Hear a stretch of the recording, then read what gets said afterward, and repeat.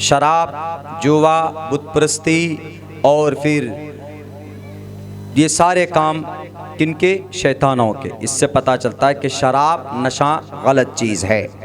अल्लाह के नबी की हदीस है कि शराब तमाम बुराइयों की जड़ है।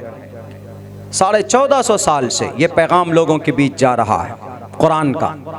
मॉडर्न लोग कहते हैं कि अरे क्या आज के ज़माने में इतनी अच्छी चीज़, इतनी अच्छी ड्रिंक पर आप पाबंदी लगाते।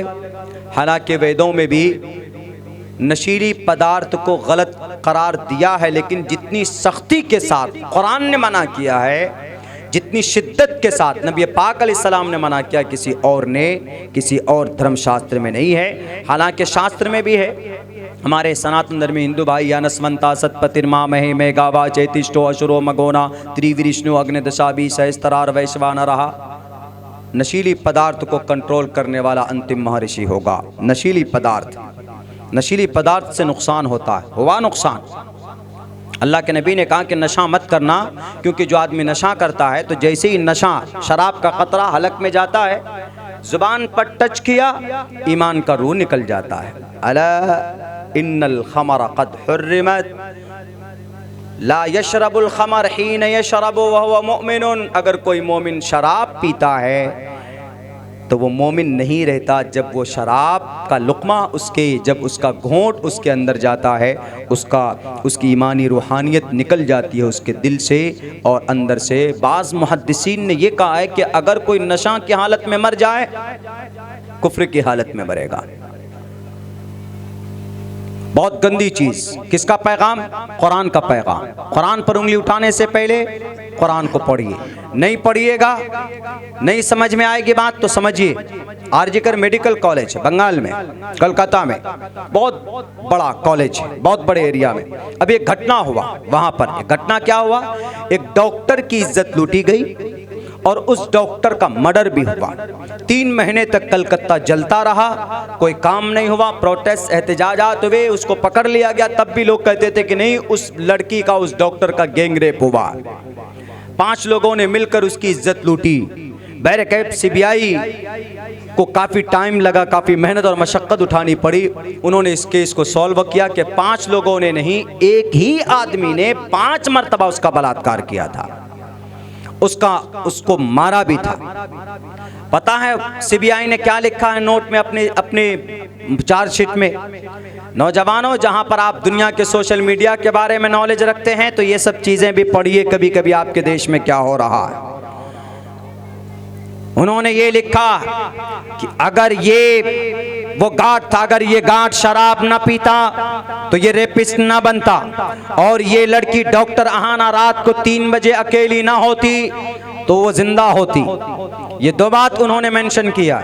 और इन दोनों बातों का ताल्लुक कहां से है? कुरान में अल्लाह के नबी की शरीयत, अल्लाह का भेजा हुआ संविधान, फाइनल संविधान है कि नहीं है। देखिए कैसे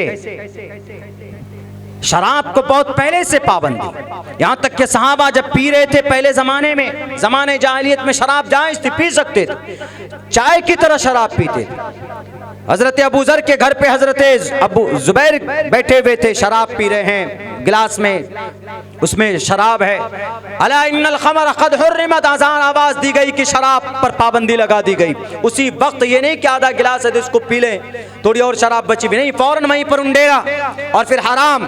ऐसे वफादार होते तब से हराम। अल्लाह के नबी ने फरमाया फ़इन्नहा मिफ्ताह वला तशरिबिल खमर फ़इन्नहा मिफ्ताह कुल्लि शरिन, शराब मत पीजिए इसलिए कि शराब तमाम बुराइयों की जड़ है।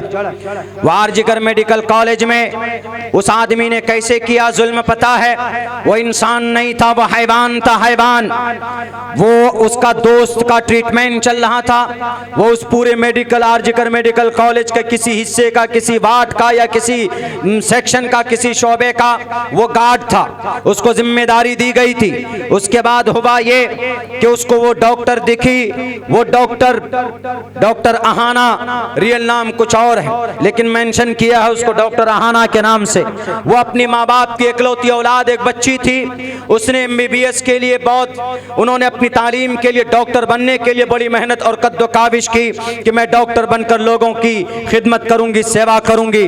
माँ बाप की इकलौती औलाद, माँ बाप बूढ़े, उसके एक मासूम सी बेटी समाज की डॉक्टर बनकर खिदमत करना चाहती थी, लेकिन ये एक तरफ जालिम, एक तरफ कमीना, कमबख्त, नालायक, नाहंजात, वो राक्षस, वो रक्षक था, वो गार्ड रक्षक होता है, सिक्योरिटी गार्ड, लेकिन वो भक्षक बन गया, वो रक्षक के बजाय राक्षस बन गया। उसने देखा कि ये लड़की बहुत खूबसूरत है, हम इस डॉक्टर की किसी रोज हम इसके साथ में अपने उनके जो भी नापाक ख्यालात होंगे, उन्होंने सोचा कि ये डॉक्टर हमें कभी अकेले में मिल जाए तो हम इसके साथ में अपने कुछ उनके जो उनकी नापाक नीयत है, इंटेंशन है, वो उसको पूरा कर सके।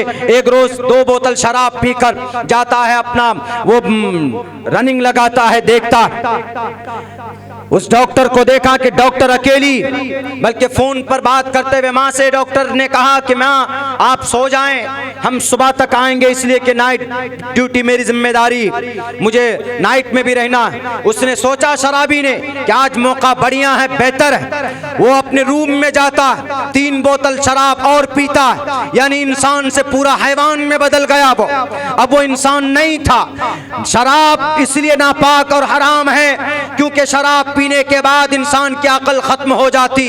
शराब नशे की वजह से और इंसान की अकल और कॉमन सेंस को डैमेज करती, इस वजह से शराब नापाक और हराम है। शराब पीने के बाद इंसान किसी बर्तन को हाथ लगाते तो बर्तन नापाक हो जाता। बाज़ फुक़हा ने यह मसला भी वाज़े किया, इसीलिए शराब नहीं पीना चाहिए, शराब नापाक चीज है। वो रूम में जाता, 5 बोतल शराब पीता, नशे में बिल्कुल धुत हो गया और उसने इंतजार करना शुरू किया कि डॉक्टर अकेले अपने रूम में कब जाती। वो देखा कि रात को 3 बजे ये डॉक्टर, लेडी डॉक्टर अपने कॉन्फ्रेंस हॉल में जा रही। जब गई, जाकर लेटी कि थोड़ा आराम करके मैं फिर से अपना काम शुरू करूंगी, ये जाता है पीछे से कुंडी लगाकर उसको मारता है, उसको थप्पड़ मारता, उसका शीशा चश्मे का टूटकर उसकी आंख में घुस जाता, उसकी आंख फूट जाती। वो लड़की अपनी इज्जत और जान बचाने के लिए हाथ पैर मारती है तो वो जालिम, वो गार्ड, वो अपनी जालिमाना वहशियाना हरकत और अपनी पूरी दरिंदगी उस पर उतारता है, उसकी कलाई तोड़ देता, उसकी कलाई की हड्डी तोड़ देता। और जब वो औरत ज्यादा अपनी जान की भीख मांगती है, चीखती चिल्लाने की कोशिश करती है तो घुटने से उसकी रीढ़ की हड्डी तोड़ देता। मेरे भाइयों, जब उसकी मौत हो जाती तो मरने के बाद जब बेजान लेटी हुई तो ये शराबी, ये हैवान मरने के बाद भी 4 मरतबा उस मासूम बच्ची का रेप करता। या नॉर्मल हालत में कर सकता है कोई? नहीं कर सकता। शराब और नशे की वजह से इंसान हैवान बना, तब जाकर इतने खतरनाक वारदात को अंजाम दिया। मेरे भाइयों, बहरे कैफ ये केस सॉल्व हुआ। वहां के CBI के जो मेन जो हेड था उसने लिखा है कि अगर ये शराब न पीता तो ये मर्डरर न बनता और ये लड़की, ये डॉक्टर अगर अकेली न होती तो आज ये जिंदा होती। अल्लाह के नबी ने कहा ना कि शराब मत पियो।